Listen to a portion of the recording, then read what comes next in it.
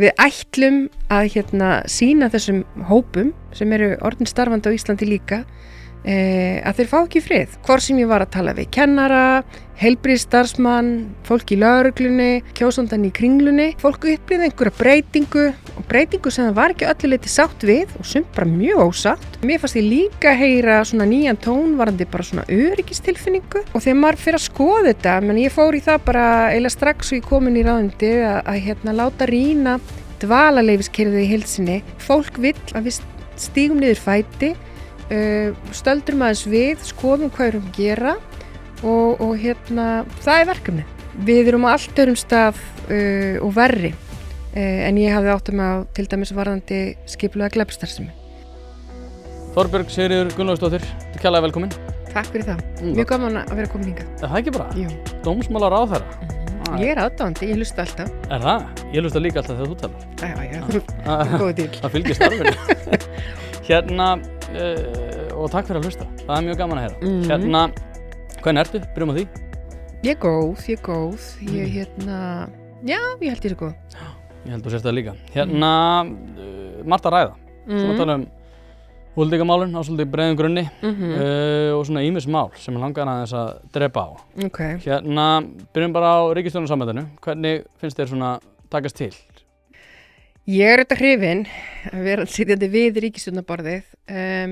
Við erum eins árs 22. desember. Mér finnst þetta bara í heildina að vera nokkuð gott. Ég er auðvitað mjög ánægð með minn árangur. Nei, ég er ekki næst.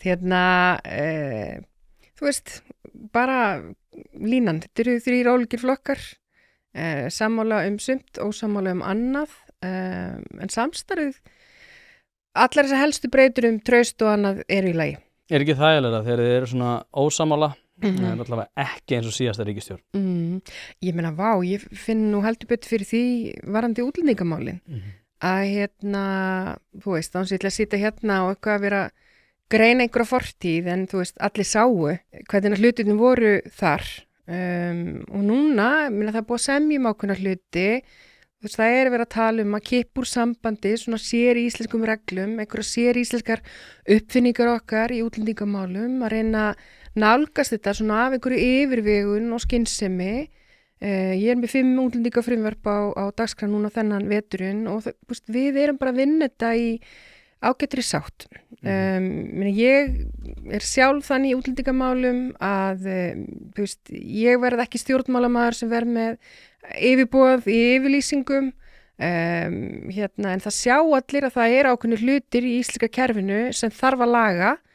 Ég fór í það strax og mér finnst mjög gott að finna það að ég nýt stuðnings. Já, þetta er frekar áhugavert. Ég var náttúrulega að segja það við þig að áður en að við byrjum að taka upp þá hafði ég svona smá tíma til þess að undirbúa aðeins meira og ég ákvað að hlusta á hlaðvarpið sem ég tók við þig. Þannig að rétt ára, þá byrjaði ég á útlendingamálum. Það var mjög stressuð, þú sagði þetta, ég bara, hvað var ég að segja? Já, akkurat, en þetta var merkilega í takt við það sem að þú varst að tala Ég held að ég var að fara að hlusta á eitthvað svona woke rugl, en svo var þetta bara basically það sem að þú ert búin að vera að gera og segja, þannig að það er ekki hægt að nappa þig á því, En mér finnst það samt svolítið kjarnaatriði í þessu, því að þú veist núna, þú veist fyrir einhverjum x árum þá voru ákveðin orð svona í tísku í útlendingaumræðinni og það er ekki kannski yfirboðið út að vera bara, þú veist, bestur af öllum í mannúð. Núna er tískorðið svolítið landamæri og það er einhvern veginn bara hver er harðastur í landamærum, hver vil bara loka Keflavíkurflugvelli þannig að þessi hér sé bara ekki hægt að lenda. Þú veist, stefna í útlendingamálum þarf að vera að þetta er stefna í grundvallar málaflokki hvers ríkis. Þetta þarf að vera einhver hugmyndafræði, einhver stefna, einhverja aðgerðir sem standast tímans tönn. Bara ábyrgar aðgerðir, fyrirsjáanleiki, solid regluverk og svo verða jaðrarnir alltaf í yfirvöldunum. Já,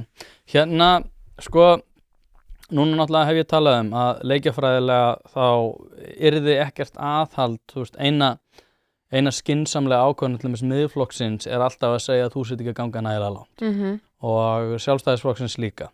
Framsóknar einhverju leyti líka þó svo að Sigurður Ingi hafi verið með svona ætlað einhvern veginn að hoppa á Píratavagnin, hann er rétt undir lokin sem að virkaði ekki, en hérna sko, hefur þú áhyggjur af því til dæmis að umræða útlendingamál sé bara til þess fallin að segja að þú sett ekki ganga nægilega langt til dæmis eins og á þinginu frá stjórnarandstæðunni?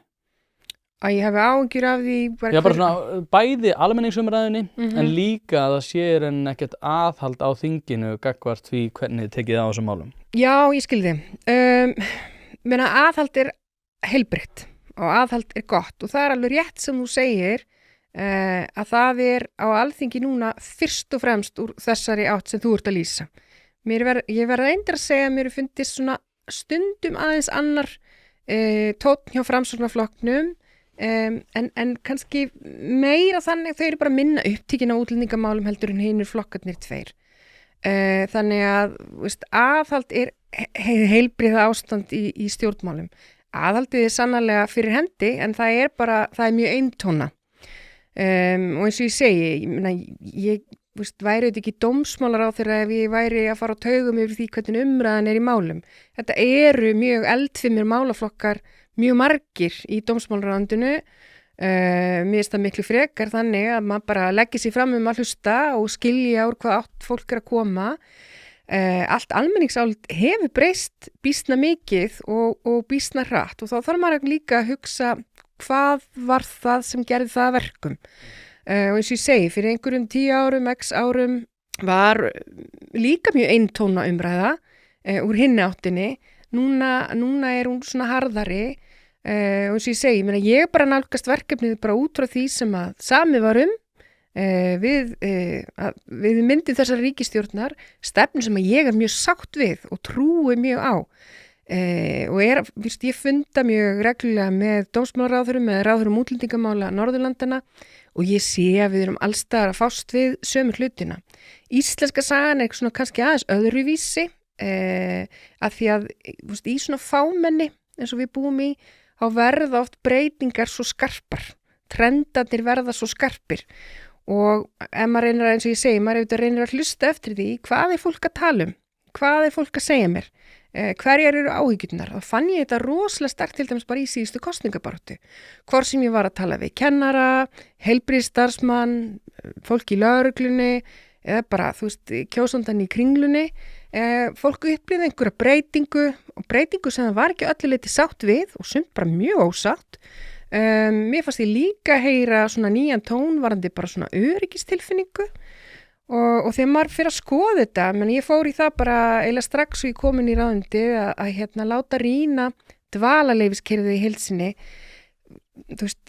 Eitt elementið er bara okkur hefur fjölgað 50.000 manns síðan 2017. 50.000 manns síðan 2017. Auðvitað hefur þetta áhrif á samfélagið, auðvitað hefur þetta áhrif á innviði, auðvitað hefur þetta áhrif á þjónustu og þarna sér maður kannski líka bara útlendingamál eru atvinnumál, útlendingamál eru menntamál, þetta hríslast í gegnum allt saman. Þannig að eins og ég segi, íslenska sagan finnst mér vera sérstök fyrir þetta, að þetta gerðist svo hratt af svo miklum þunga og ég einhvern veginn uppi að það sé svolítið hluti af því að fólk vill að það sé að við stígum niður fæti, stöldrum aðeins við, skoðum hvað erum að gera og það er verkefnið. Hlaðvarpið er í samstarfi við heitirpottar.is, hvort sem þið vantar saltvatnspott, hitaveitupott, kaldan pott, sánuklefa eða hvað eina í heita pottinn, þá ferð þú inn á heitirpottar.is og lætur græja þig. Þjónusta og uppsetningum all land og nú er jafnvel hægt að fá sér smíðaðan sánuklefa, þar sem að þú færð sánuna nákvæmlega eins og þú vilt hafa hana. Það er ekki hægt að setja verðmiða á heilsuna eða samverustund með fjölskyldunni og því er mikilvægt að huga að báðu og það er nákvæmlega það sem að heitirpottar.is auðvelda þér að gera. Hvort sem þú ert að endurnýja gamla pottinn eða gera þetta frá grunni, þá getur þú sendt skilaboð á netinu eða bara einfaldlega kíkt í verslunina að Fosshálsi 13 en þar er opið alla virka daga milli 10 og 17 og á laugardögum milli 10 og 14. Ekki drolla við þetta, þú veist að þið langar í heitan pott og sánu heimtíðin, heitirpottar.is græja þetta fyrir þig. Hlaðvarpið í samstarfi við fyrirtæki sem veita úrvalsþjónustu og eitt af þeim Alvöru Bón. Við skulum bara vera hreinskilin, ef þér þykir vænt bíliðin þá læturðu gera þetta almennilega og það nákvæmlega sem Alvöru Bón gerir. Ferð með bíliðin, hvort sem það eru alþrif, djúphreinsun, mössun eða hvað eina, þá skellur þér á Alvöru Bón og lætur degra við bíliðin. Farðu inn á vefsíðuna og tryggðu þér 10 tíma klippikort, þá þarftu bara ekkert að vera að pæla í þessu. Alvöru Bón, kíkið á þetta, þið verðið ekki fyrir vonbrigðum. Núna var Ardís Anna hjá mér og ég búinn að vera að hlusta á svona fólk sem hefur verið, hvað ég segja, svona hinum megin í baráttunni, svona Ardísar Önnu megin, Maríu Lilju megin, þar sem að sagt bara með berum orðum bara, hvort sem það er í þessu háskólamáli, hvort sem það er í dvalarleyfismálunum, hvort sem það er í brottvísunarmálunum, að þá einfaldlega sért þú bara hræðileg manneskja sem ert einhvern veginn að svíkja allt sem að þú hefur verið að tala gennum tíðina og það sem að Viðreisn hefur verið að gera gennum tíðina. Þær myndu til dæmis segja bara við erum hérna með viðkvæman hóp sem að dómsmálaráðherra er að níða með því einmitt að berja niður til dæmis fjölskyldusameiningar sem að náttúrulega vinnur gegn inngildingu og við vitum það að þegar fólk fær að sækja sína nánustu að þá eru þeir líklegri til þess að aðlagast í samfélagi sem að fyrir er. Það er allt sem að við kemur því hvernig þú ert að reka stefnu 8, tortryggni, hatur sjálfvel hefur verið sagt. Þú kannt þessa rullu mjög vel. Að sjálfsögðu. Þannig að ég velti fyrir mér með þessar efasemdir þína stefnu sem að náttúrulega kemur held ég frá minnihlutahópi og þá er ég ekki að tala um útlendinga sem minnihlutahóp heldur þeim minnihlutahópi sem að hefur bara engar áhyggjur af þessum málum. Ertu, út af því að núna til dæmis Ardís Anna var að segja að Rauði krossinn var að reyna að fá einhverjar upplýsingar frá þér sem þú værir lengi að svara eða hefðir ekki svarað. Hefurðu áhyggjur af því að þessir málsvarar séu einhvern veginn kaffærðir? Þú nefndir áðan að þú hefur að hlusta á podcast þar sem ég satt hjá þér að ræða útlendingamál áður ég var ráðherra. Þú nefndir líka að ég væri að tala með svipuðum hætti og ég gerði þá. Ég upplifi nú ekki að þessi hópur sé sérstaklega kaffærður. Það er nægt pláss. Ég er mjög vel meðvituð hvað þau eru að segja og þau nota stór orð, hræðileg manneskja og rasisti og sitt hvað fleira. Hatur og einmitt að níðast á fólki og svona.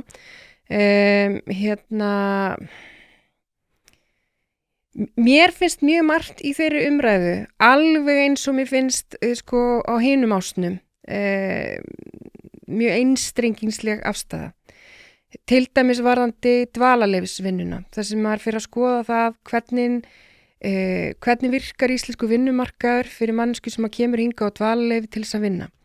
Við erum í lögunum okkar hugtæki sérfræðingur án þess að gera nokkar kröfu hvað að það þurfa að vera eitthvað bak við það orð sem að allir vita að sérfræðingur hvað það þýðir. Það þýðir eitthvað. Og ég hef einhvern veginn komist að þeirri niðurstöðu opnustu reglurnar af því þetta er fólk sem er mjög mikið alltaf að tala um mannúð þetta, mannúð hitt, mannúð þetta. Það er ekki mesta mannúðin. Við höfum fluttinga fólk inn sem er í viðkvæmri stöðu sem á sér litlar bjargir til dæmis varðandi brot á vinnumarkaði. Einhverja hluta vegna hefur það gerst á mjög skömmum tíma í fámennu landi eins og Íslandi að hér eru 2 stórar sakamálarannsóknir í gangi vegna grunns vinnumansal. Þolendur þar eru útlendingar sem hafa komið hingað í einhverju trú og staðið upp í mjög vöndum málum. Ég held að þetta sé að þeirri ástöðu til dæmis að Sólveig Anna í Eflingu tekur undir því ég segi að dvalarleyfiskerfið á Íslandi hefur svo sannarlega gott af því að vera tekið til endurskoðunar og rýnt. En síðan má fólk auðvitað bara alveg vera ósammála mér. En markmiðin eru skýr það að ganga í takti við önnur lönd til þess líka að geta tekið vel á móti fólki. Mér hefur fundið svolítið skrítið hjá ákveðnum flokkum sem að tala bara um alþjóðlega vernd. Allir útlendingar eru hælisleitendur eða eru á alþjóðlega vernd og allt eru þetta hættulegt fólk og þú þekkir þessu umræðu og hináttunni. En þegar maður skoðar kerfið í heild sinni, þetta eru rosalega margir flokkar og smá svona eins og vera í einhverju slönguspili með alls konar hugtök undir að þá það vantar svo mikið upp á myndina, þú skoðar þetta ekki í heild sinni. Þú ert að nefna námsmannaleyfi, fjölskyldusameiningar þar, það var ein séríslensk regla að þú getur komið til Íslands, farið í nám, sótt fjölskyldusameiningu sem virkar þannig að þú færð foreldra þína til landsins 67 ára og eldri. Fólk sem að fer út í nám og hefur farið út í nám, við vitum það flest að þetta fylgur yfirleitt ekki það í sér að hérna Ég var í nám í Bandaríkjunum, það ekki eins og dottið í hug kannski í annarri stöðu að sjálfsögðu en samt sem áður það bara verið sleið út af borðinu og það er mjög skrítið náttúrulega. Einmitt og ég menna við erum með hérna leyfi fyrir fjölskyldusameiningum, þær hafa sannarlega ekki verið bannaðar en við erum svo kannski aðeins að stíga niður fæti það að við ætlum að verður að vera einhver skynsemi í reglunum.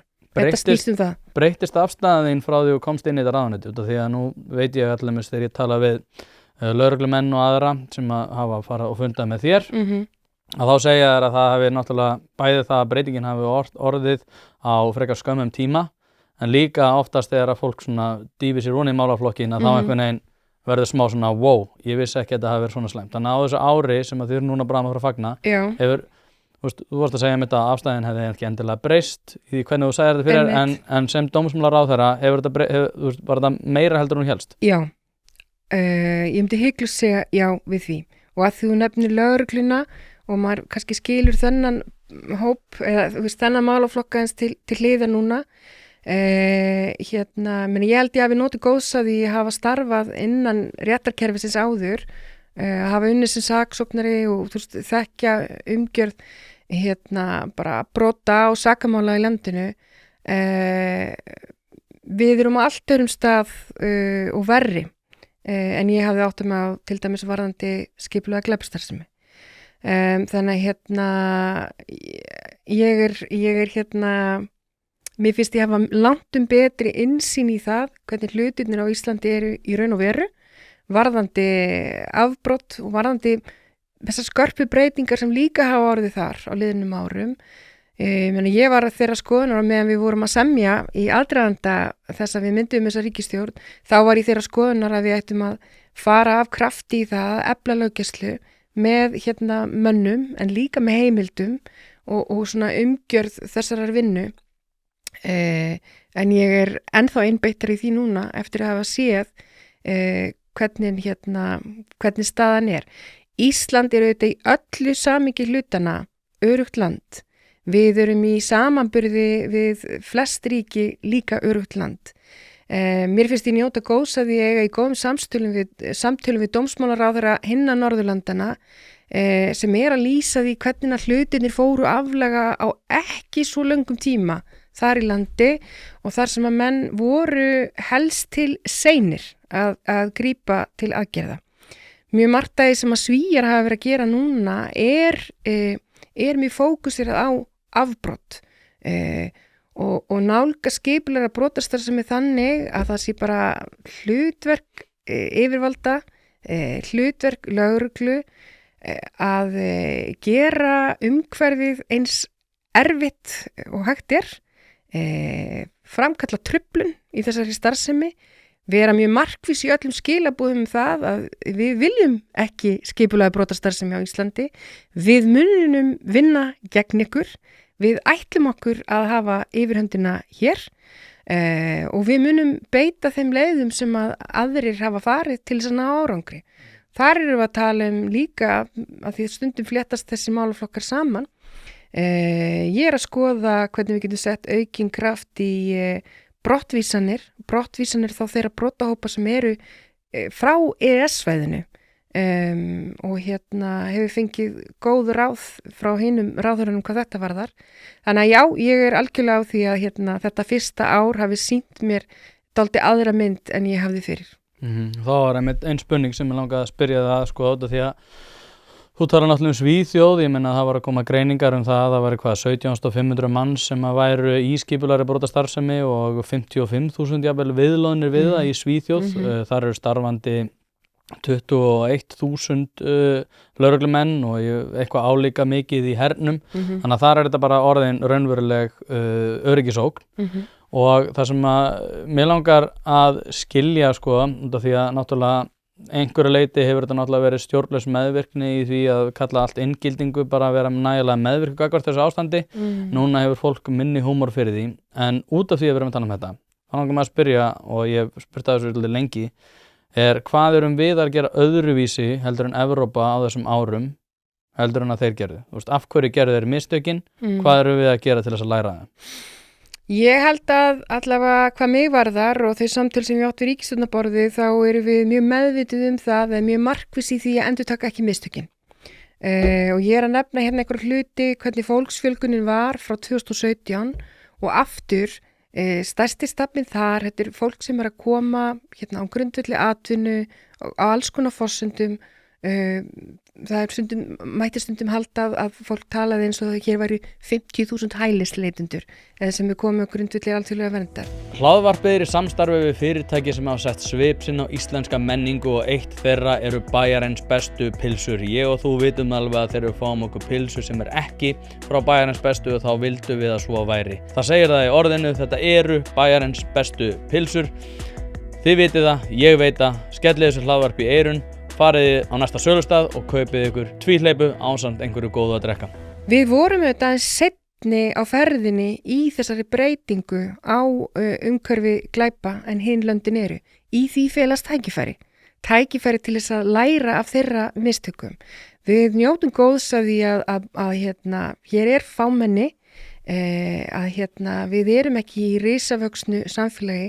Við eigum að hafa alla burði til þess að fara inn í þetta og mér finnst gott að finna það núna, ekki bara hjá lögreglumönnum, heldur líka hjá bara almenningi, að það er skilningur á því að það þarf að nesta lögregluna, að þarf að efla hana með tilliti til aukins fjölda manna, betri heimildir, þannig hvað erum við að gera öðruvísi, við vorum auðvitað ekki alveg samferða þeim, varðandi það, hvenær að skipulega glæpastar sem fór svona alþjóðlega að festa rætur hér á landi, þannig að við eigum að njóta góðs af því og við erum alveg í kraftmiklum aðgerðum. Ég að skoða þetta með tilliti til alls þess fólk sem hér á landinu, með tilliti til þess hvernig að við erum skýr í okkar pólitísku skilaboðum það að við ætlum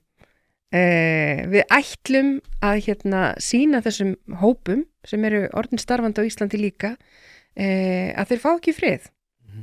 Þá er eitt í þessu sem að ég reynda til líka í samvætti útlendingaumræðan almennt að fólk alltaf að tala að útlendingaumræðan sé grauta saman. Ég held að enginn sé að grauta saman. Ég held að fólk hafi mest og fremst áhyggjur af menningatengdum vandamálum sem hafa sprottið upp í Bretlandi, Svíþjóð, Danmörku og víðar.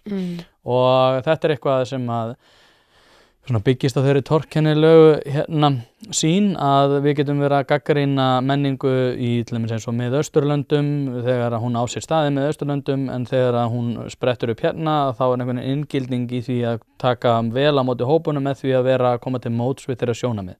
Og ég hef verið að færa rök fyrir því að til dæmis þegar við erum að tala minni hátta glæpi eða annað að þá eigum við bara fyrst og fremst að einbeita okkur að því að sýna fólki að það sé ekki í boði með því bara að fólk sem að sýna fram allir með sákvæðna hefðunga hvort konum og öðru sé bara brottvísað. Og þannig myndum við laga þetta.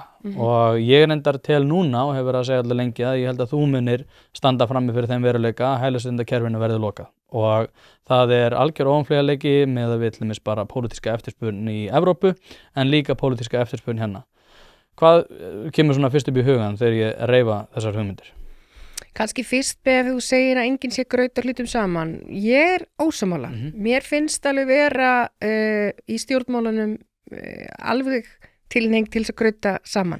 Og þegar ég segi grauta saman þá á ég kannski við þetta stef með að tala í samhengi við útlendinga sem einhvern einsleitan hóp. Þegar eins og ég nefni þetta með 50.000 manna fjölgun frá 2017 Viðreisn flokkur sem vill tala fyrir atvinnulífi. Það til dæmis að loka landamærum alveg væri bara slík árás á íslensk atvinnulífi að það næði sér mjög illa af því. Svo man ég náttúrulega ekki rest hvað varst að segja.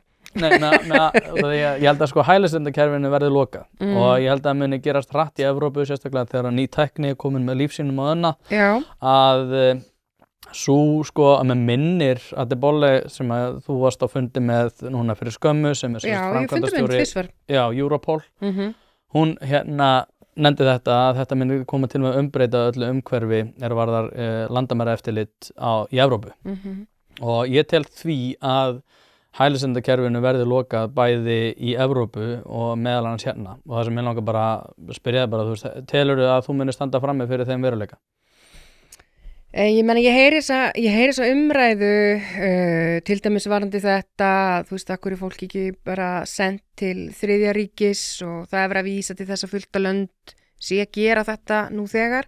Staðreyndin það er ekkert ríki innan Evrópu að gera þetta nú þegar. En ég held ég skilji hvort meina í því samhengi að þú veist þú getur ekki komið og sótt hæli það sem ég er að tala Já, þú getur ekki komið og sótt hæli Já, ég meina ég sé það ekki gerast alveg neitt á næstunni ef ég verið alveg heiðarleg sko því þetta er þannig kerfisbreyting að jafnvel þá hún næði gegn allstaðar í Evrópu þá tekur hún tíma að verða veruleika þannig að ég myndi ekki setja stórar upphæðir á það að þetta sé að gerast eitthvað alveg á næstunni.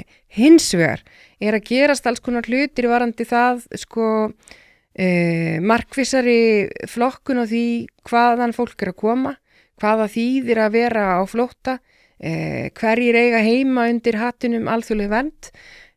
Ég nefndi þegar að ég fekk hóp í það að rýna íslenska dvalarleyfiskerfið, þau skiluðu á sér frábæra skýrslu.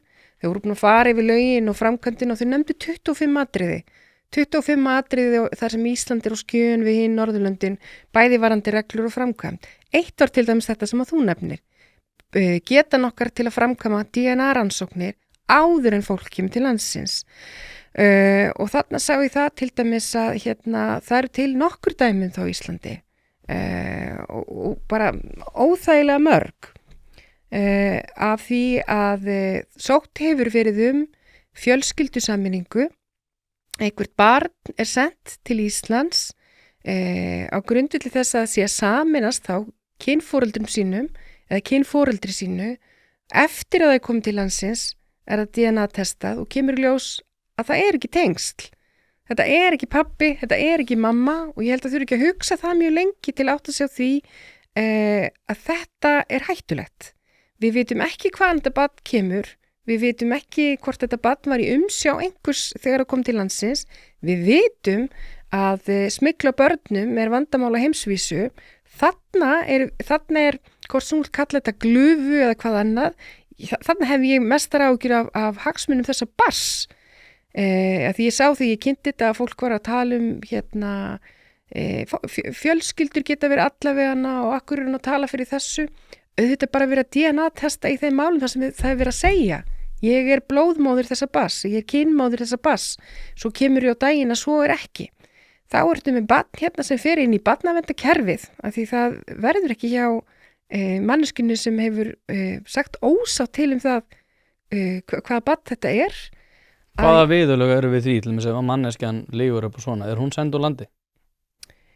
Ég hef ekki innsýn í þessi mál sem hafa komið upp fyrir mína tíð hvað það hefur gert en mann skildi nú ætla að þetta hefði afleiðingar í för með sér að gera svona en það sem ég segi núna eru við í því að vinna aðgerðir þetta með þá og erum að gera samninga og vorum að fá fyrstu drög af samningi bara núna það að sé hægt að taka þetta próf áður en viðkomandi kemur til landsins að því í þessum málum hefur líka staðan verið svo hvar á þetta barn heima, hver á þetta barn, hvert á það að fara, enginn getur svarað því og eins og ég segi barn sem að kemur og ekkert það vitað hefur farið í umsjá barnaverndaryfirvalda og sennilega ekki ekki óska niðurstaða fyrir það barn. Dekk hefur aldrei verið einfaldara. Drífa.is í samstarfi við fjölda dekkjaverkstæða og alhliða lausn þar sem að þú getur flett upp þínum bíl með því að skrá inn bílnúmerið og keypt dekk í þeim verðflokki sem hentar þínum bíl best. Nú ef þú ert í vafa dekkjastærðir þá getur þú einnig tekið mynd af dekkjunum þar sem að vefþjónustan staðfestir þetta allt við þig. Þetta kann að hljóma of einfalt til að vera satt en svona þetta nú samt. Einnig boðið upp á sérþjónustu þar sem að dekkjabíllinn kemur upp á dyrum, umfelgar, skiptir dekk og hann jafnvægir stilltur á staðnum. Eins og ég segi þá hefur þetta aldrei verið einfaldara og nú tíminn eins og við vitum öll. Skelltu þér inn á drífa.is og fundu bestu dekkjaþjónustuna sem hentar þér. En núna snýr einn hluti af þessu að menning annarra landa hefur komið til Evrópu sem að byggir ekki á þeim svona grunngildum sem að við viljum viðhafa til dæmis í svona flestum vestrænum ríkjum þar sem að fólk hefur komið og telur til dæmis að löggjafinn sé ekki til þess fallinn að eiga að vera, að þeir ákveðnir hópar vilja ekki hlýða ákveðnum löggjöfum. Við erum með 130 sharia allir dómstóla í Bretlandi sem sláandi og fólk segir nei, það hefur nú engin áhrif út af því að það er engin lögsóttur undir þeim formerkjum að það sé sharia. En aftur á móti þetta dómstólar sem að margir telja rétt hærri heldur en dómstólar í því landi sem að þeir búa í. Hefurðu áhyggjur af þessu hér? Þessu með menninguna. Ég myndi náttúrulega alltaf sem dómsmálaráðherra að vera algjörlega skýr það að hvaða lög gilda. En svona menningartengdu vandamálin sem hafa verið að blása upp, hefur áhyggjur af því hér? Já, ég meina við erum ekkert undanskilin þessum þáttum á Íslandi og það er kannski það sem ég að segja. Ég hitti kollega mína á Norðurlöndunum og ég meina ég veit alveg hvað umræðu þú ert að vísa í. Og ég skil áhyggjurnar og hér þurfum við sannarlega að vera, allt þetta tal að við verum að loka landamærunum og allt þetta, ég ekki þar, en auðvitað verðum við að opna augun. Auðvitað verðum við að opna augun fyrir því að Ísland ekki og verður ekki undanskilið vandamálum sem að við höfum sannarlega séð til dæmis bara í nágrannaríkjum okkar. Og ég meina Ísland sem land sem ég er líka ráðherra jafnréttismála, við erum heimsmeistari í kynjajafnrétti, það hefur komið til vegna þess að við höfum verið mjög markviss í því að tala fyrir jafnrétti kynjana, tala fyrir réttindum kvenna og við ætlum auðvitað ekki að gefa neitt afslátt á því. Þar verð ég samt að segja að ég hef líka áhyggjur af því ég hef áhyggjur af því hvernig sumir flokkar tala þar. Við erum býsna fljót að gleyma því að þessi árangur sem við höfum náð, staða kvenna í íslensku samfélagi varð ekki bara sterk út af engu, heldur vegna þess að hér var kvennahreyfing, heldur vegna þess að hér voru stjórnmálaflokkar sem þorðu og þora enn að tala fyrir því að þetta ekki augljóst mál.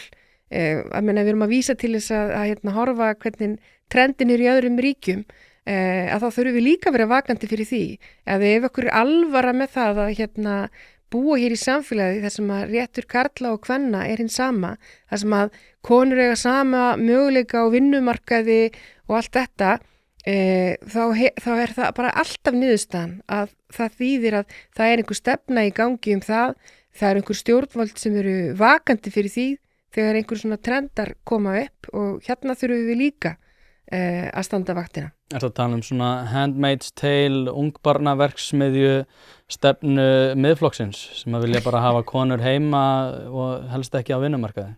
Ég meina, þetta alveg sjónarmið sem í gangi einhver staðar og bara konur eignast sem flest börn og konur eiga að taka allt fæðingarorlofið og það sé bara eitt stærsta vandamál heimsins að kallar eigi að vera heima einhverja mánuði í fæðingarorlofi. Ég man alveg þegar þessi lög komu árið 2001 og mjög margt breyttist í kjölfarið. Þannig að ætla bara að tala til dæmis fæðingarorlof og ekki að tala hver staða konu launalega séð 5 árum eftir hún eignast barn til móts við karlmann sem eignast barn?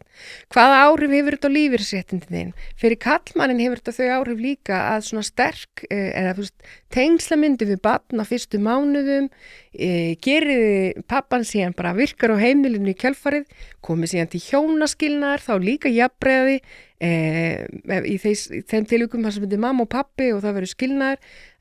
Pappi er ekki augljós underdog lengur í forsjármálum af því að pappar hafa annað hlutverkun á heimili heldur en bara fyrir einni kynslóð síðan. Já, við að þú þarft að geta hort á heildarmyndina og ekki bara verið í einhverju yfirboði og yfirlýsingum það að þegar það sé forsjárhyggja að vilja sjálfstæðan rétt beggja foreldra til að megataka fæðingarorlof. Ég fékk reyndar eina spurningu það sko og hann myndi örugglega ekki að orða það svoleiðis sko en hann var að kvarta yfir því að meðlagsgreiðslur væru svo ósanngjarnar út af því að það gæti bara verið einhverjar, ég ætla nú að sletta það einhver pirrari þessu, einhver welfare queen sem hann nennir ekki að vinna sem að getur bara gert ráð fyrir því að hún fái bara peninga frá harðduglegum manni sem að slysaðist til að barna hann á sínu tíma. Já, ég meina hann auðvitað borgað með barninu sínu ekki sett sko, þannig að hann ætti þá bara að vera harðduglegur pappi og borgað með barninu sínu en ég veit ekki alveg hvað dæmi þetta er. En meðlaga auðvitað greiðsla til þess að standa undir sameiginlegum kostnaði eða kostnaði við að ala upp barn. Já, ég líka sko er pínu, mér finnst að við að skila skömminni til feðra sem að rífa sig ekki í gang og sinna barninu. Mér finnst það alveg líka að vera önnur hlið af þessu sko. Já. Ég ætla mér að fólk þurfa að gera sig grein fyrir því að það er ekkert verra heldur en föðurleysi varðar framþróun þess barn sem að ræðir sko. Mér finnst svona single mom hugmyndin hafa verið full glansvætt bæði varðar sko stráka og stelpur því að ef þú skoðar bara tölur þá er margfalt líklegri til þess að lenda í eitulega neyslu, margfalt líklegri til þess að lenda í ýmsu. Obama talaði rosa mikið þetta, það sem þú ert að segja, hann kannski orðaði þetta ekki alveg svona með að skila skömminni sko, en svolítið svona talaði til pappa þetta. Þetta er náttúrulega sérstakt vandamál meðal þeldökkra í Bandaríkjunum. Já, og hann talaði það. Þið verðið að taka aktívan að hluti því, finna fyrir ábyrgð því að það er verkefni að ala upp unga mannesku og ég fór að hugsa þetta þegar þú nefndi þetta. Hann var mjög vókal með þetta, hvaða afleiðingar það hefur þegar annað foreldri bara kastar inn handklæðinu, hvað þú ert að gera því barni. Já. Og þetta finnst mér líka bara, þú veist, ef þú hugsaðir þetta síðan alla leið. Hvað vorum við að gera með þessum, eða hvað var löggjafinn þá að gera með þessari lagasetningu árið 2000 þegar var farið að viðurkenna það, þú veist, þetta eru 2 foreldrar, það er ekki verið að tala skildur, heldur sjálfstæður réttur. Pappar voru ekkert í einhverju frábæri stöðum það eitthvað bara valsa inn á bifvélaverkstæðið eða inn á kontor og segja bara, nú er ég bara farin heim í fæðingarorlof, þú veist, þótti bara einhver auðmýkjaskapur að gera það. Og við höfum búið til þetta umhverfið þar sem það verður til eitthvað gott mynstur fyrir fjölskylduna sem síðan hefur líka áhrif út á vinnumarkað og þetta helst allt í hendur. Já, en hefur ekkert áhyggjur af því eins og margir eru búin að vera að segja að barni verði þá bara vannært út af því að mamma þarf að fara aftur að vinna til þess að halda upp í fjölskyldunni. Það er ekki líka vandi. Það er ekki bara að lengja þetta. Að lengja fæðingarorlof? Akkur er barnið vannært? Út af því að hún þarf að fara að vinna og barnið á að vera á brjósti í heilt ár að mati heilbrigðis yfirvalda. Þar af leiðandi er ekki hægt að hafa hana frá barninu. Einmitt. Já, en ég meina barnið er eftir fyrstu 6 mánuðin að fara að borða mat með og... Já. Ekki stórar áhyggjur á þessu? Ekki stórar áhyggjur. Ég held við sem ekki mikið að missa börn út af þessu. Nei, ég veit ekki, sko, mér finnst þetta bara, þú ert líka bara þegar maður heyrir alltaf einhverja sögur, þú veist, ég fæ skilaboð frá ýmsu fólki sem að segir hræðilegu faðir og þetta er bara alveg hræðilegt og svo kemur einhver faðir og segir mér hún tók barnið frá mér en heimtar með þetta er svo vanstillt umræða og ég bara get ekki einhvern veginn sett mig inn í þetta. Ég einhvern veginn, maður verður bara svo ringlaður, sko. Ég veit að þú þarft að gera það, sko, en þú þarft ekki að gera það hérna. Nei, og kannski ekki alveg inn í einhvern einstaka skilnaðarpóst hérna sem þú ert að fá eða hérna, og mist bara ágætt regla því ég verð ekki mikið að tala hluti sem ég veit ekki mikið Nei, Jakob Birgisson sagði nú á sínu tíma, sem náttúrulega þinn aðstofamaður, hann sagði hérna, ég held ég fari nú aldrei í hjónabandsráðgjöf út af því að flestir sem fara í það hætta svo saman. Þannig að það eins og hann fylgdi hann á milli. Já, það mjög gott. Herðu, það bara hans ástæða. Það hans ástæða. Hérna, hlaðvarpið í samstarfi við fiskhúsið.is.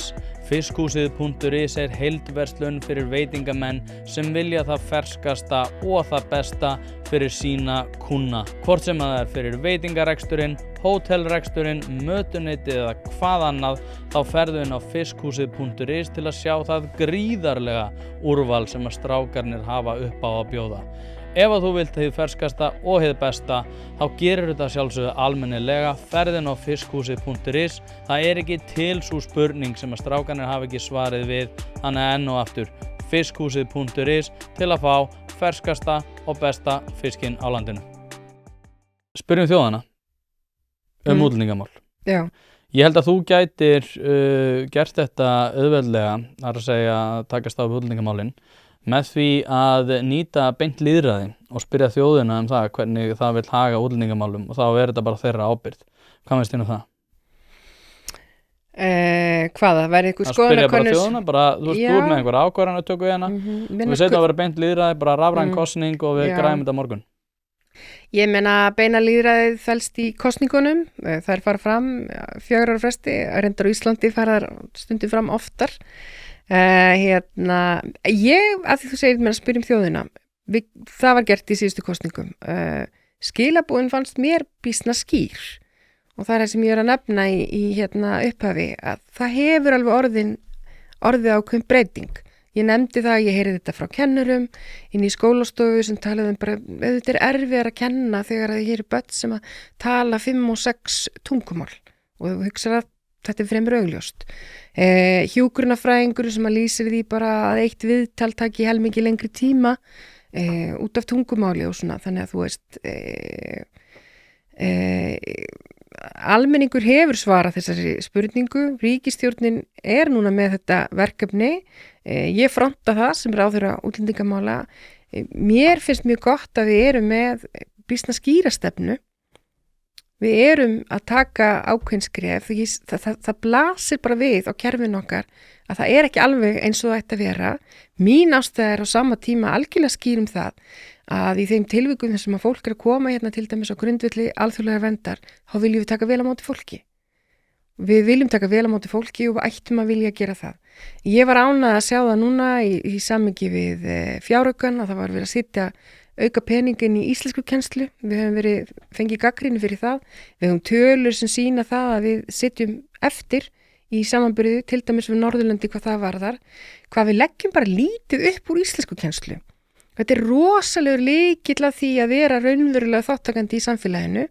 Ég algjörlega þeirra skoðanir að við höfum að gera kröfur og það fólk sem hingað kemur að það leggi sig fram ef við ætlar að búa á Íslandi til lengri tíma að það leggi sig fram að læra íslensku en við verðum þetta líka þá að gera kröfur til stjórnvalda það að íslensku kennslan sé aðgengileg. Fólk hafi raunverulega tækifæri til þess að fá íslensku kennslu eða setja þessa tíma, fá kennslu. Þannig að taka vel á móti fólki, vera hins vegar skýr það að það ákveðna kröfur sem að fylgja því að búa í okkar samfélagi og hvað varðar afbrotin, þá ég bara mjög upptekin af því að vera að kerfið okkar sé mjög sterkt í aðgerðum, viðbrögðum, forvörnum og ég skýr sem ráðherrann það að við ætlum að gera það sem við getum til þess að vinna gegn brotastarfsemi. En getum við þá ekki yfirfært þessar hugmyndir bara yfir á ESB líka, þar sem að við erum búin að spyrja þjóðin sagði nei út af því að flokkur fólksins vildi ekki fara inn í ESB, sumir mér að tala það að innleiða bókun 35 sé brota stjórnarskrá eins og Eyjólfur Ármannsson sem núna situr með þeirri ríkisstjórn sagði. Þannig að getum við ekki sagt líka bara við getum ekki verið að bjóða fólki upp á beint lýðræði í árið 2027 í ESB út af því að þjóðin var spurð og hún sagði nei. Ég skil ekki alveg hvort að segja. Og því að þú segir að það að segja nei við beinu lýðræði að varða útlendingamál eitthvað sem að þið myndi ekki eignast beint lýðræði því, en þá ekki hægt að færa rök fyrir því að þjóðin var spurð núna fyrir ári ESB og það sagði nei? Það sagði ekki nei. Jú, það kaus út af því að það ekki meiri hluti fyrir því á þingi, fattarðu? Jú, en ég meina, já, það var samið þetta. Það þú fattar samt rökin? Já, bæði og sko, mér finnst þetta ekki vera hliðstæðir sko, en beina lýðræði bara ætlar að hafa það bara í útlendingamálum eða ætlar að hafa bara, nei, sko, þetta bylgjukönnu dagsins eða hvað? Ég, eins og eins og þið setja þetta fram á útvarpi sögu og setja þér fram. En kannanir sýna að það meiri hluti fyrir því að fara í viðræður við Evrópusambandið, meiri hluti vilji þjóðarinnu þar. Það það sem að Viðreisn hefur alltaf talað fyrir. Það engin ríkisstjórn sem tekur þessa ákvörðun. Við munum spyrja þjóðina. Þjóðin verður spyrjað því, vil ég taka upp þessar viðræður? En kannanir sýna líka ákveðna tilhneigingu útlendingamálum. Samt erum við ekki að taka afstöðu til þess út frá því. Nei, nefnilega það bara stefna ríkisstjórnarinn að fara í ákveðnar aðgerðir þar En eins og ég segi, mitt hlutverk og ríkisstjórnarinn allra í öllum málum að hlusta á samfélagið sitt. En þessi ríkisstjórn var mynduð utan ákveðna hugmyndafræði í útlendingamálum sem ég fyrst reyndar ganga alveg hönd í hönd við svona mainstream skoðanir í útlendingamálum. Ég held að fólk vilji að það sé ábyrg stefna, skýr stefna. Það eru jaðrar þarna. Mér finnst jaðrarnir 2 bara tala fólk sem hérna vegna alþjóðlegrar verndar. Við verðum að hugsa út frá því hver eru þarfir atvinnulífsins. Íslendingar flytjast landa í millum til þess að sækja sér vinnu og vinna. Fólk mun líka koma til Íslands til þess að vinna. Þannig viljum við hafa það. Þannig að Já, og eins og segi, ég hef raunverulegan áhuga á því að kæla þessu umræðu og Ardís Anna sagði nú við mig að ég er nú samt sem Var hún ekki ánægð með mig? Nei, hún er ekki ánægð með þig. Nei, okay. Hún var heldur ekkert svakalega, ég veit ekki hvort hann hafi verið eitthvað óánægð með mig. Hún sagði að ég var að espa upp hatur og fleira. Það bara sjónarmið. En sko, ég held að ef við myndum til dæmis bara fjarlæga allar bætunar út af því ég held að skattgreiðendur séu ekki að greiða með það að leiðarljósi að sé verið að borga bætur fyrir fólk sem næra að komast yfir landamærin hingað. Og ég held að ef við myndum fjarlæga bætunar og loka hælisleitendakerfinu að það myndi þessi umræði sjálfur sér hverfa eins og dögg fyrir sólu, sérstaklega ef það verður innleitt líka að afbrot verði til þess að þeir eru brottvísað á landi. Þá, út af því að sko, þú talar jaðrana, mér finnst það samt alveg vera svolítið ískyggilegt hvað jaðarinn öðru megin, þeim sem að einhverjum myndi segja að séu rosalega sammála mér. Svo litið óhugnalegt hvað hann að stækka mikið og mér finnst þetta alveg vera svona allavega tilefni til ákveðnar skoðunar og ég veit alveg að þú ert að því. Já, eins og ég segi, við erum með 5 frumvarp á sviði útlendingamála, ég er með frumvarpið, þú tala afbrot, gagnvart þeim hópi sem er á alþjóðlegri vernd. Ef þú brýtur alvarlega af þér einu sinni eða brýtur af þér ítrekkað, þá minni háttarbrot, þá getur mist alþjóðlegu verndina. Við erum í aðgerðum sem að varða það að það er verið að frávísa fólki á landamærum. Strax við komum til landsins, landamæri, þetta eru alltaf Keflavíkurflugvöllur, okkar alþjóðlegu flugvöllur. Lögregla er þá þegar að brottvísa og lögreglustjórinn á höfuðborgarsvæðinu til dæmis hefur verið að því af nokkrum krafti, tölurnar að fara upp þar, þar sem það er verið að brottvísa fólki fyrir brot. Ég er algjörlega sammálaður í því að ég held að almenningur sé mjög hlynntur því að við séum mjög skýr í því að brot hafa afleiðingar. Mér hefur líka fyndist vera svona ákalli á almenningi það að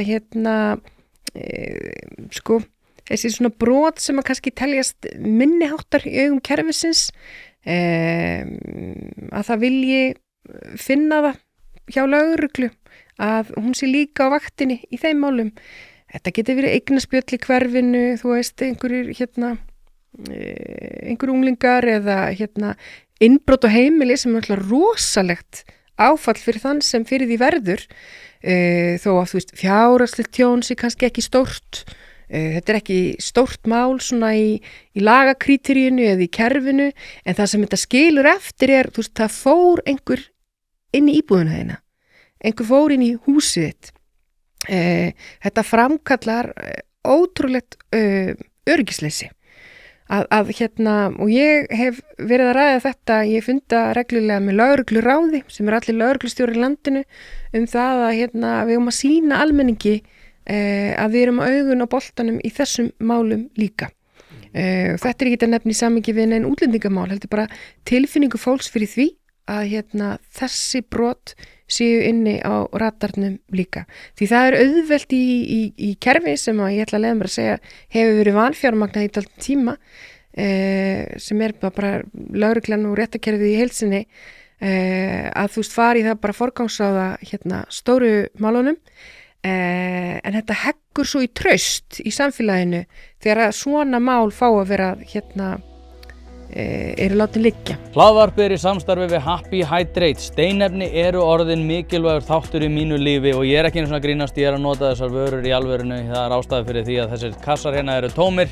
Nýjungarnar og framþróunin hjá Happy Hydrate er hreint út sagt frábær. Kreatín er samhliða steinefnunum, eitthvað sem að þeir bjóða upp á og ég nota að staðaldri. Eftir að ég byrjaði að nota þessar frábæru vörur að þá líður mér einfaldlega betur. Ég kem meiri verk og dagurinn verður betri. Dagskammtur af nauðsynlegu vítamínum, engin gervisykur og þú færð þetta í rauninni hvar sem að þú verslar. Þú verður ekki fyrir vonbrigðum ef þú prófar þetta og ég mæli með að þú gerir það strax í dag.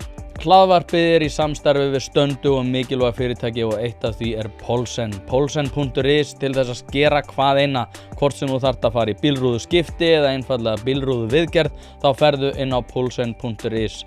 Ef það er stjarna í framrúðinni þá bara bókaru tíma á heimasíðunni, ferð með hann og hann er tilbúinn samdægurs. Ekki vera með stjörnu í bílrúðinni, Polsen.is, láttu græja rúðuna strax í dag. Það var nú eitt dæmi það var Palestínumæður sem var með árásarriffil eða fake árásarriffil eða replika eins og það heitir. Það sem hann var að taka mynd af sér í Reykjavíkurhöfn með skambissu og árásarriffil. Lögreglan fór í aðgerðir og það sem að sló með aðeins var að lögreglamaður sagði að við ætlum bara að sýna það að við erum algjört óþol gagnvart svona dellu og þess vegna fá þeir sekt. Og ég hugsaði ég held að það sé ekki eitthvað sem að fólk eða svo eigur traust fólk og öryggi, þú varst að við búum í öruggu landi, það er einhverja ástæður fyrir því og við búum í óöruggara landi heldur en við gerðum bara fyrir mjög skömmu og ég held að allir þurfa að horfast í augu við það. Þegar að við erum talandi svona og þú veist af hverju það hefur engar afleiðingar, af hverju fáum engar fréttir af því hvaða afleiðingarnar voru, var það bara sekt og er það bara fólk að fara að geta verið að spóka sem með að svo virðist árásarrifflum í Reykjavíkurhöfn, hvað þýðir það fyrir öryggi fólks, við erum að sjá fleiri fréttir af stunguárásum og annað frá fólki frá Palestínu meðal annars sem að fólk hefur bara miklar áhyggjur af og fólk náttúrulega kennir Bjarna Ben það að hafa flogið fólki hingað heim og svo kennir það náttúrulega Mari Lilju fyrir að hafa farið hann að landa með Egyptalands fyrir það að hafa komið með fólki hingað. Við tókum á móti fleiri Palestínumönnum heldur en öll önnur Norðurlöndin heldur til samans á þessum tímum hræðilega stríðsins fyrir botni Miðjarðarhafs. Fólk velti fyrir sér og ég náttúrulega miklu meira heldur en á internetinu og þetta er bara fólk sem er í vinnu sem er ekkert að skipta sig á þessum málum í opinberri umræðu en er að verða brjálað yfir þessu. Hvað er svona, þú veist, telur að eitthvað þurfa að gera í þessum efnum, telur að þið séuð að gera nóg út af því að signalið kemur ekki til almennings. Nei, just ég skil þessar áhyggjur mjög vel og ég sé og heyri þessa umræðu og blaðamaður Morgunblaðsins held ég hafi verið eftir einhvern ríkisstjórnarfundin spurði mig út í þetta mál og ég kannski skildi þennan fréttaflutning aðeins öðruvísi. Ég var ánægð með það að sjá að það kemur strax viðbragð frá lögreglu það að svona verði ekki liðið. Það er strax farið í þetta mál, svo kemur í ljós eins og þú segir að þetta eru ekki alvöru vopn. það breytir þetta ekki því hvernig fólk sér þetta og hvernig fólk upplifir þetta og það hefur kannski einhver áhrif á það hvernig að máli var síðan afgreitt innan kerfisins að þarna var einhver maður á ferðinni sem var ekki með raunverulegt vopn. En eins og ég segi, það breytir því ekki hver hughrifin eru hjá fólki sem að sér þetta.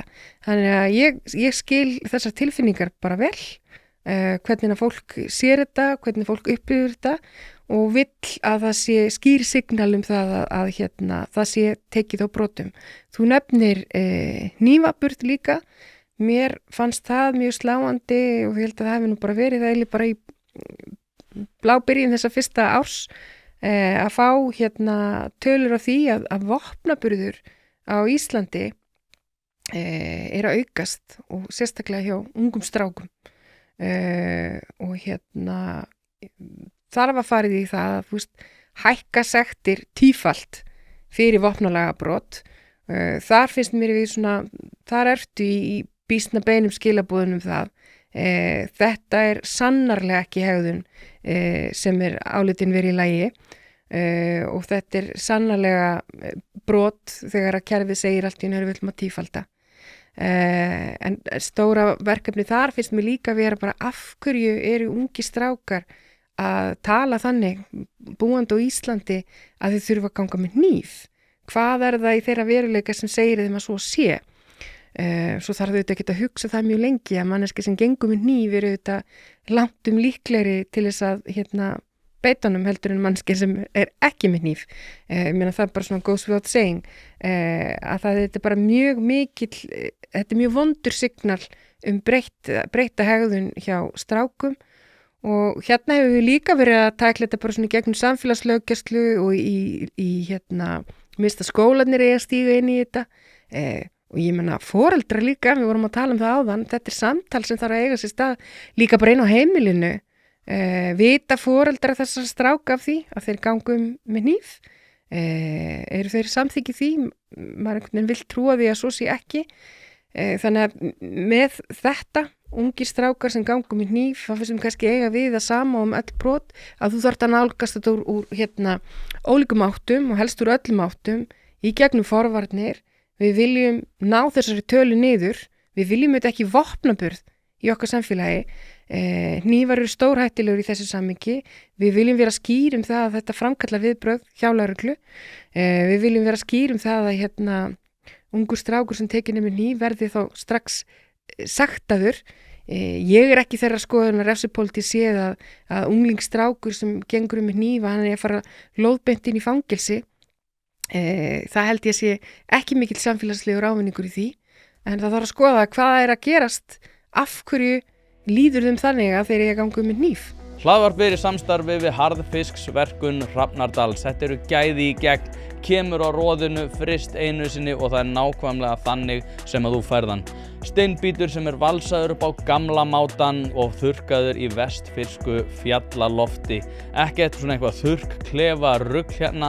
Þetta er ekki eitthvað sem að molnar í höndunum heldur þetta bara gæði í gegn.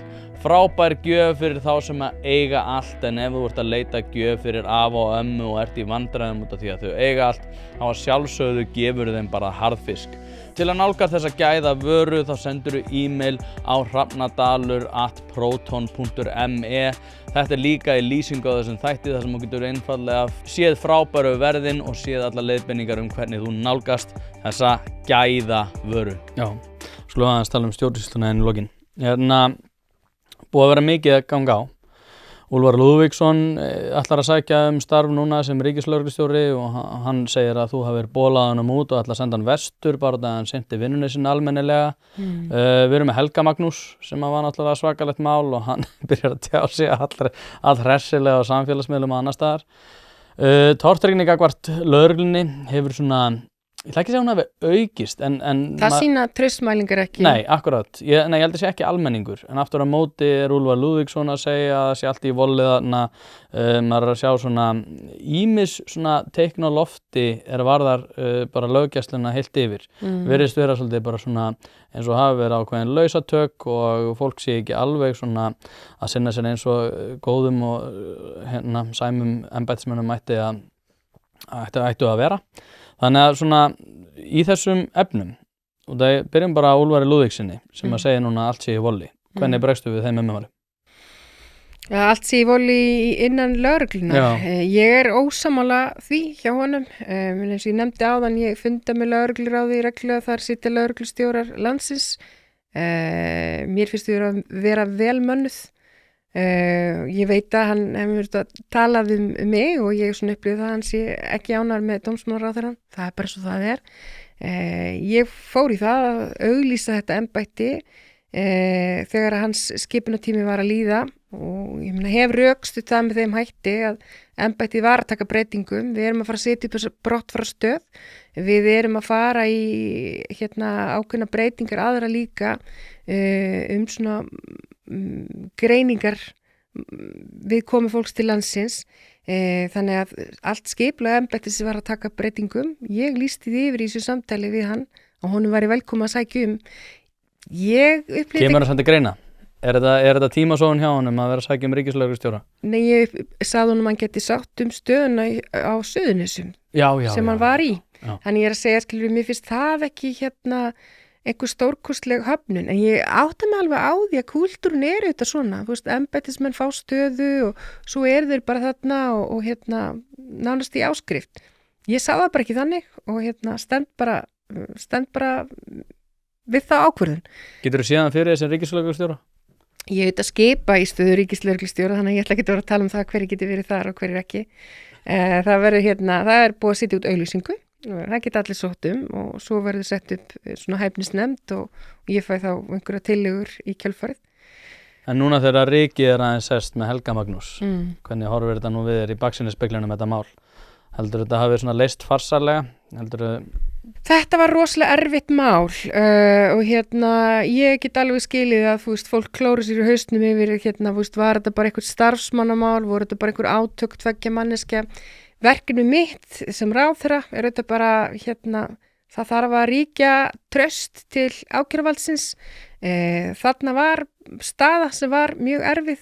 Þetta með hvað hann sitji síðan heima á fullum launum til 70 eða hvað hann er. Það er réttur sem honum er tryggður í stjórnarskrá.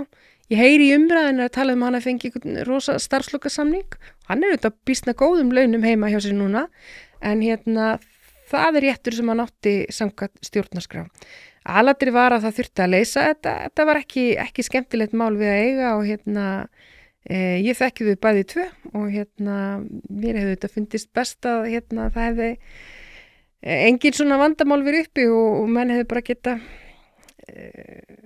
verið þarna áfram í vinnunum sinni, saman. Já, saman í þessu.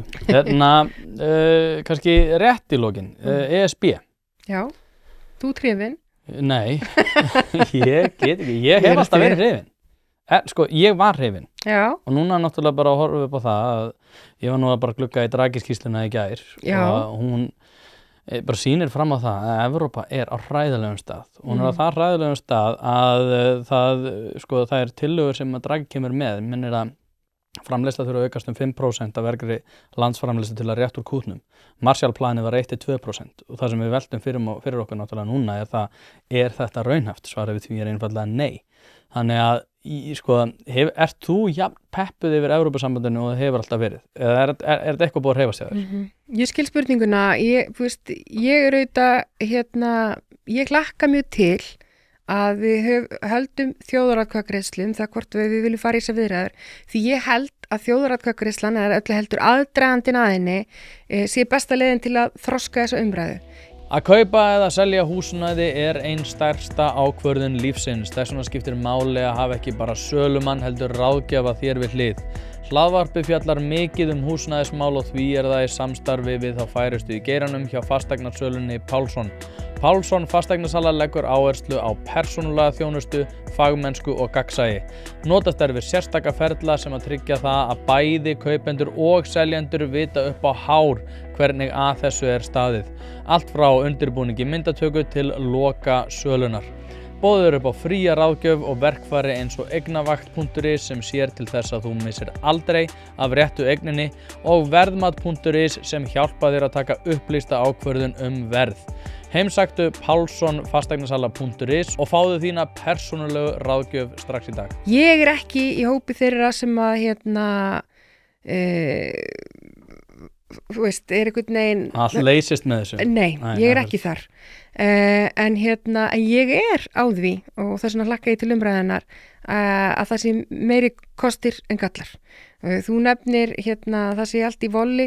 Mér finnst alltaf dálítið erfitt að tala Evrópu svona, eða þú veist þegar við horfum á Norðurlöndin og svo horfum við á Þýskaland, við horfum á Frakkland, við horfum á Spán, við horfum á Ítalíu, þú veist, þetta ekki innbyrðis alveg einsleitt samfélag en það mjög mikið og ég heyra Sjálfstæðisflokkurinn tala mjög mikið þetta með efnahaginn í Evrópusambandin svo það sé bara eitthvað eitt ríki þá það nú samt þannig að þú veist, þegar við skoðum hagvöxt og hagvöxtur og mann betri í Evrópusambandinu heldur en á Íslandi. Þetta tengist líka því sem ég að tala varðandi dvalarleyfin og kraftmikinn innflutning á fólki, hvað við höfum verið mikið verið að horfa á veðja á láglaunastörf.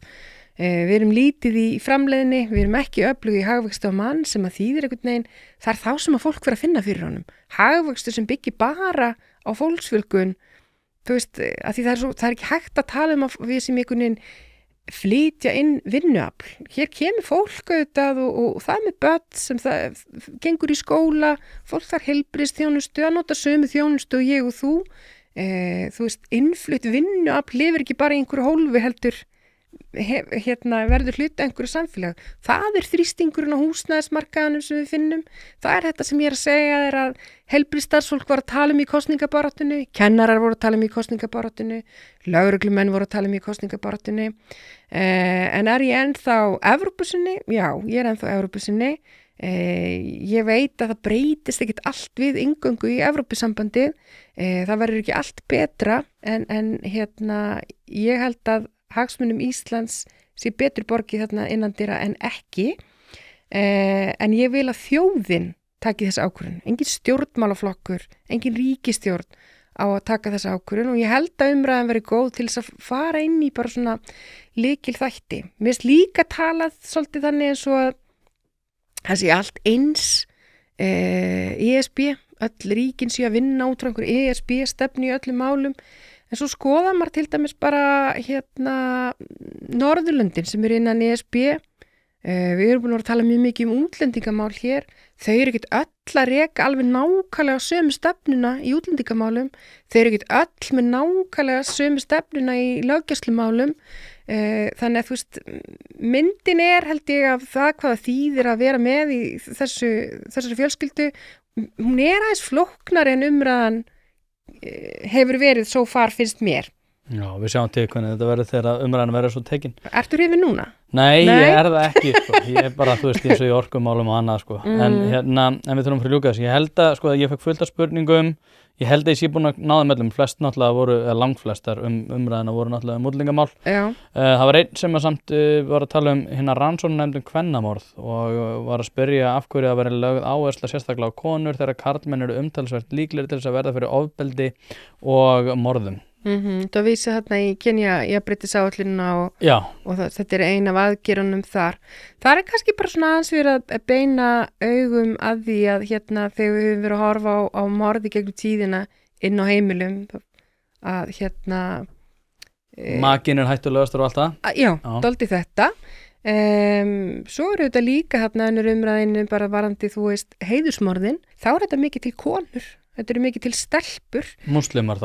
Já, til dæmis sem að hafa búið í landinu alla sína tíð, verða síðan konur, eignast kærasta og þetta framkallar þau viðbröðin að eigin fjölskyldu þær eru í stórkostlegri hættu. En